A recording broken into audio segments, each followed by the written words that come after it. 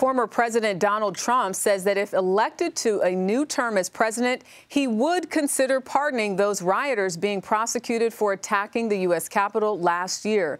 Former president spoke at a rally in Conroe, Texas last night. If I run and if I win, we will treat those people from January 6th fairly.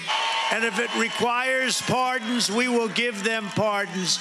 Because they are being Those trials related to the January 6th attack are among the largest criminal prosecutions in American history. But justice is facing delays. CBS's Scott MacFarlane explains why. For a mob that moved so quickly January 6th, life is moving slower now. More than a year later, not one Capitol riot defendant has gone to trial. Only a handful are scheduled to do so before April. The courthouse in which the nearly 720 defendants are being prosecuted remains closed to jurors through at least February 7th due to COVID. Some defendants say their cases just seem stalled. I'm sure they're frustrated that the delay in the progress. Yeah, it's just the unknown. It's looming out there. Stacy Peterson and Katie Cusick's father and brother are charged, have pleaded not guilty, and are waiting. He definitely thinks not this year, unfortunately. Not in 2022. Right. You make peace with that yet? I would say, yeah, to some degree. A review of court filings by CBS News shows some defendants have actually sought delays to avoid going to court in person amid the pandemic. But we also found COVID isn't the only complication. It's the evidence, not a shortage, but a tidal wave of it, from a day in which accused rioters streamed and posted their every moves.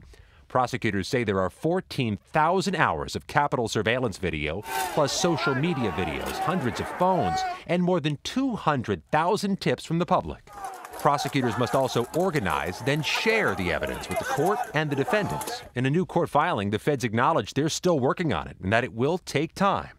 But it's not just defendants waiting. You just got to be patient. Capitol Police Officer Harry Dunn says he faced physical assaults and racial epithets from the mob.